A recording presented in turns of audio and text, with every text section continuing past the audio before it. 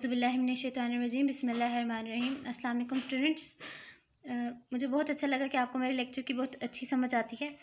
मुझे एक स्टूडेंट ने बोला कि मैम आप एटॉमिक साइज़ पर और इलेक्ट्रॉन एफिनिटी पर हमें लेक्चर दें, तो आज मैं इलेक्ट्रॉन एफिनिटी और एटॉमिक साइज़ को डिस्कस करेंगे। इसके अलावा अगर आपको किसी और टॉपिक में भी मसला हो या फिर कोई और टॉपिक आप चाहते हैं कि मैं आपको उस पर लेक्चर दूं, तो आप मुझे कमेंट सेक्शन में बता दें, मैं उस पर भी आपको लेक्चर डिलीवर कर दूंगी। इसके अलावा अगर आप मेरे चैनल पर न्यू हैं तो प्लीज़ मेरे चैनल सब्सक्राइब कीजिए ताकि आगे मैं जो भी वीडियो बनाऊं तो वो आप तक पहुंच जाए। तो अब हम अपने लेक्चर की तरफ चलते हैं। आज का जो हमारा लेक्चर है वो है एटॉमिक साइज़। एटॉमिक साइज़ हमारे पास क्या होता है कि ये हमारे पास डिस्टेंस होता है, ठीक है। कौन सा डिस्टेंस होता है? न्यूक्लियस के सेंटर से लेकर जो वैलेंस शेल में, लास्ट शेल में जो इलेक्ट्रॉन होते हैं, ठीक है, उस तक का जो डिस्टेंस होता है ना, उसको हम एटॉमिक साइज़ बोलते हैं। It is the distance between the centre of the nucleus to the outer most electronic shell, ठीक है। आउटर मोस्ट इलेक्ट्रॉनिक शेल तक का जो डिस्टेंस होता है न्यूक्लियस से लेकर लास्ट शेल तक का, उसको हम एटॉमिक साइज़ कहते हैं। जैसे कि कार्बन 6 की हमने एग्जाम्पल ली। सबसे पहले हम इसकी इलेक्ट्रॉनिक कन्फिगरेशन करेंगे। बच्चों, आप जो भी आप ट्रेंड पढ़ेंगे, आप शील्डिंग इफेक्ट करेंगे, आप एटॉमिक साइज़ करेंगे, इलेक्ट्रॉन एफिनिटी, आप जिस एलिमेंट की भी एग्जांपल लेंगे उसकी इलेक्ट्रॉनिक कन्फिगरेशन करना पहले मस्ट है। तो इसकी हमने इलेक्ट्रॉनिक कन्फिगरेशन की, उसके बाद हमने इसका स्ट्रक्चर ड्रा किया। तो इसके स्ट्रक्चर में देख सकते हैं हमारे पास न्यूक्लियस है, न्यूक्लियस के सेंटर से लेकर, ठीक है, ये सेंटर है, यहाँ से लेकर ये जो लास्ट शेल है ना, यहाँ तक का जो डिस्टेंस है कि हमारे पास एटम का साइज़ आ जाता है। अब छोटा एलिमेंट होगा तो छोटा डिस्टेंस होगा। लाइक आपके पास ये सर्कल है, अब ये सेंटर है, यहाँ से लेके यहाँ तक ये छोटा है, तो हमारे पास एटॉमिक साइज इसका क्या होगा? छोटा होगा। जब अगर हम लोग कोई बड़ा एलिमेंट लेते हैं तो बड़े एलिमेंट का सेंटर यहाँ पे आ जाता है इसका, और यहाँ लास्ट शेल का जो डिस्टेंस है ज़्यादा है। तो छोटे अगर आप एलिमेंट लेंगे, ऐसा एलिमेंट लेंगे जिसका एटॉमिक नंबर छोटा है, तो उसका एटॉमिक साइज़ छोटा होगा। लेकिन अगर आप एक ऐसा एलिमेंट लेंगे जिसका जो एटॉमिक नंबर है वो बड़ा है, तो उसका भी एटम का साइज़ बड़ा होगा। ये बात हम अभी ट्रेंड में डिस्कस करेंगे। इसका ट्रेंड क्या होता है कि along the period atomic size क्या होता है और अलॉन्ग द ग्रुप क्या होता है। अच्छा, तो स्टूडेंट्स, अब हम एटॉमिक साइज़ का ट्रेंड पढ़ेंगे कि पीरियोडिक टेबल में इसका ट्रेंड क्या होता है। सबसे पहले हम अलॉन्ग द पीरियड बात करते हैं। अलॉन्ग द पीरियड क्या होता है? एटम का साइज़ डिक्रीज़ होता जाता है जब भी हम लेफ़्ट टू राइट जाते हैं, ठीक है। डिक्रीज़ क्यों करता है? कि हमारे पास नंबर ऑफ़ शेल्स सेम रहते हैं। कैसे सेम रहते हैं? हम यहाँ पे बात करते हैं लिथियम की, ठीक है। लिथियम का एटॉमिक नंबर हमारे पास क्या है? 3 है। जब हम इसका स्ट्रक्चर ड्रॉ करते हैं तो लिथियम का जो पहला शेल होता है, फर्स्ट शेल, ठीक है, इसमें इसके पास 2 इलेक्ट्रॉन्स होंगे। जब इसका सेकंड शेल की बात करते हैं तो सेकंड शेल में इसके पास एक ही इलेक्ट्रॉन बचता है, ठीक है।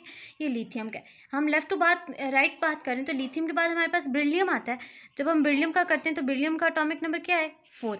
अब इसका क्या होगा? बेरिलियम के फर्स्ट शेल में 2 इलेक्ट्रॉन्स और सेकंड शेल में 1 इलेक्ट्रॉन का इजाफा हुआ है, ठीक है। ये बेरिलियम है। तो लेफ़्ट टू राइट हमारे पास क्या होता है? नंबर ऑफ शेल्स सेम रहते हैं, सिर्फ एटॉमिक नंबर में एक एक एटॉमिक नंबर जब हमारे पास इंक्रीज़ करता जाता है तो सेम शेल में 1 इलेक्ट्रॉन इंक्रीज़ कर रहा है। जैसे बेरिलियम में एटॉमिक नंबर 4 है तो इसके लास्ट शेल में 2 इलेक्ट्रॉन्स आएंगे। इसी तरह बोरॉन चले जाएंगे 5, तो उसके लास्ट शेल में 3 आ जाएंगे। फिर उसके बाद हमारे पास बोरॉन के बाद आगे कार्बन, नाइट्रोजन, ऑक्सीजन, फ्लोरोन, नियॉन आ जाते हैं। तो इसी तरह सेम शेल में इलेक्ट्रॉन्स ऐड होंगे। दूसरा क्या होता है?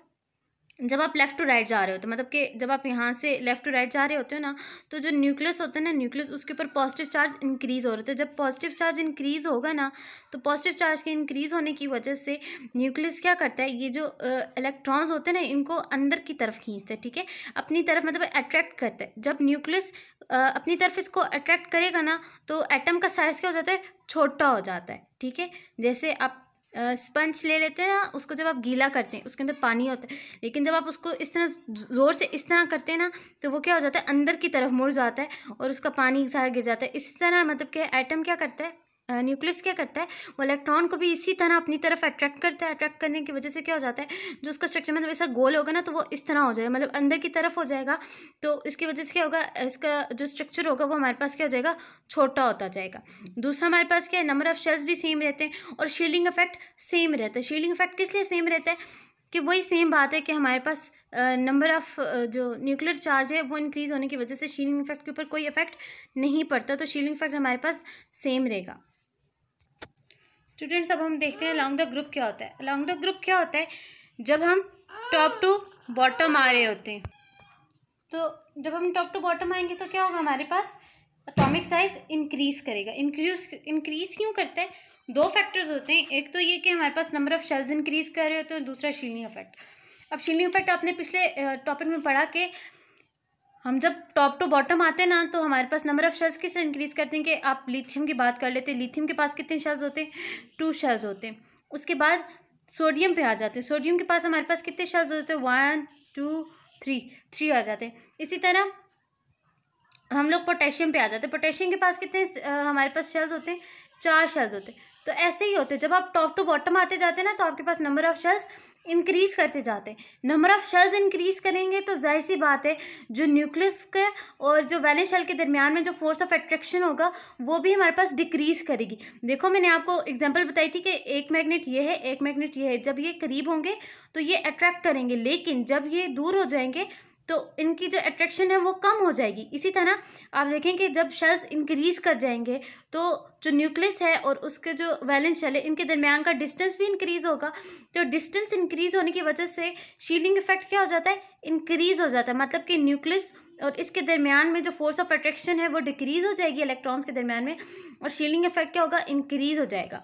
तो top to bottom number of shells increase करते हैं और नंबर ऑफ शेल्स इंक्रीज करते हैं और शील्डिंग इफेक्ट इंक्रीज करते हैं। तो दोनों जब हमारे पास इस तरह इंक्रीज करेंगे तो इनके इंक्रीज करने की वजह से हमारे पास एटॉमिक साइज क्या होता है? इंक्रीज होता है। अब हम अपने इलेक्ट्रॉन एफिनिटी स्टार्ट करते हैं कि इलेक्ट्रॉन एफिनिटी हमारे पास क्या होती है। स्टूडेंट्स, इलेक्ट्रॉन एफिनिटी हमारे पास क्या होता है कि the amount of energy released when an electron is added in an isolated gaseous atom to form an anion. जब भी हम किसी भी एटम के लास्ट शेल में किसी भी इलेक्ट्रॉन को हम ऐड करवाएंगे, क्यों ऐड करवाएंगे? ताकि वो स्टेबल हो जाए, ठीक है। तो उससे जो हमारे पास एनर्जी रिलीज़ होगी, तो वो जो एनर्जी रिलीज़ होगी उसको हम बोलेंगे हमारे पास क्या होगा? वो इलेक्ट्रॉन एफिनिटी होती है, ठीक है। कि हमारे पास जब भी किसी भी एटम के अंदर हम लोग लास्ट शेल में उसके इलेक्ट्रॉन को ऐड करते हैं ताकि वो एनायन बना सके, ठीक है, नेगेटिव आयन बना सके, तो जो एनर्जी रिलीज़ होती है तो उसको हम बोलेंगे हमारे पास क्या है? इलेक्ट्रॉन एफिनिटी है। अब हम इसकी एग्जांपल में देख लेते हैं। फ्लोरीन की एग्जांपल ली है। आप जो भी एग्जांपल लेंगे इलेक्ट्रॉनिक कॉन्फ़िगरेशन करना आपके मस्ट है, वरना आपको नंबर नहीं मिलेंगे। तो इलेक्ट्रॉनिक कॉन्फ़िगरेशन हमने की 1s2 2s2 2p5। अब एस शेल 1s, ठीक है, ये फर्स्ट शेल है, तो फर्स्ट शेल को K बोलेंगे और ये 2 2 4, तो इसका मतलब है ये भी 2 है, ये भी 2 है, तो ये हमारे पास एक शेल है, तो सेकंड शेल को L बोलेंगे। अब इसके फर्स्ट शेल में 2 इलेक्ट्रॉन्स हैं, सेकंड शेल में 7 इलेक्ट्रॉन्स हैं। कोई भी एटम स्टेबल उस वक्त होता है जब उसका ऑक्टेट कंप्लीट हो, और ऑक्टेट में कितने इलेक्ट्रॉन्स होने चाहिए? मैक्सिमम 8 इलेक्ट्रॉन्स होने चाहिए। जब ऑक्टेट में आपके 8 इलेक्ट्रॉन्स होते हैं तो आपका वैलेंस शेल कंप्लीट होता है। तो फ्लोरीन क्या चाहता है कि उसको भी एक इलेक्ट्रॉन और मिल जाए ताकि वो क्या करे? स्टेबल हो जाए। तो फ्लोरीन, ये हमारे पास स्ट्रक्चर इसकी डायग्राम है और ये दूसरा। तो फ्लोरीन क्या करेगा? इसके फर्स्ट शेल में 2, सेकंड शेल में 7 इलेक्ट्रॉन्स हैं। अब ये क्या कहता है? एक इलेक्ट्रॉन को गेन करता है, किसी भी एटम से गेन करेगा, ठीक है। ये इलेक्ट्रॉन को गेन करता है, उसके बाद जब रिएक्शन होगा तो रिएक्शन के बाद हम इसके इलेक्ट्रॉनिक कॉन्फ़िगरेशन को देखते हैं 1s2, और लास्ट शेल में इसके कितने इलेक्ट्रॉन्स है? 1 2 3 4 5 6 7 8। ये जो आपको क्रॉस से नज़र आ रहा है ना, ये हमारे पास वो इलेक्ट्रॉन है जो फ्लोरीन ने गेन की है, ठीक है। और मैंने आपको बताया था जब भी कोई भी एटम इलेक्ट्रॉन गेन करता है तो उसके ऊपर नेगेटिव चार्ज आ जाता है। इसी तरह फ्लोरीन ने इलेक्ट्रॉन को गेन किया तो इसके ऊपर नेगेटिव चार्ज आ गया, और दूसरा इसने एक इलेक्ट्रॉन गेन किया तो आप -1 लिख भी सकते हैं, नहीं भी लिख सकते, इससे कोई फ़र्क नहीं पड़ता। तो ये देखें, फ्लोरीन जब एक इलेक्ट्रॉन लेगा तो इसके ऊपर क्या, कौन सा चार्ज आ जाएगा? नेगेटिव चार्ज आ जाएगा, कि ये एक इलेक्ट्रॉन लेते हैं और इलेक्ट्रॉन लेने की वजह से क्या होती है? एनर्जी रिलीज़ होती है। तो ये हमारे पास क्या है? Electron affinity. अब हम इसके ट्रेंड को पढ़ते हैं कि अलॉन्ग द ग्रुप इसका क्या ट्रेंड है और अलॉन्ग द पीरियड इसका क्या ट्रेंड। अच्छा स्टूडेंट्स, इलेक्ट्रॉन एफिनिटी का ट्रेंड क्या है along the group and along the period? Along the group जब हम टॉप टू बॉटम आते हैं, नंबर ऑफ शेल्स इंक्रीज़ करते हैं। ये बार बार मैं आपको बता रही हूँ, एटम का साइज़ इंक्रीज़ करता जाता है, पहले स्मॉल होता है, फिर उससे बड़ा होता है, फिर उससे बड़ा होता है। अब जब टॉप टू बॉटम एटम का साइज़ इंक्रीज़ करता जाता है तो जो लास्ट शेल होते हैं ना, उसमें से इलेक्ट्रॉन को रिमूव करवाना आसान हो जाता है। ठीक है, जब लास्ट शेल में से इलेक्ट्रॉन रिमूव हो जाएगा तो इलेक्ट्रॉन एफिनिटी डिक्रीज होगी, क्योंकि इलेक्ट्रॉन एफिनिटी हमारे पास वो एनर्जी होती है कि जब हम कोई भी इलेक्ट्रॉन को वैलेंस शेल में ऐड करवाते हैं तो वो रिलीज़ होती है। अब जब इलेक्ट्रॉन में वैलेंस शेल में से इलेक्ट्रॉन रिलीज़ हो जाए, इलेक्ट्रॉन लूज़ हो जाएंगे तो फिर तो इलेक्ट्रॉन एफिनिटी डिक्रीज होगी, क्योंकि इलेक्ट्रॉन एफिनिटी में हमने इलेक्ट्रॉन को ऐड करना होता है वैलेंस शेल में।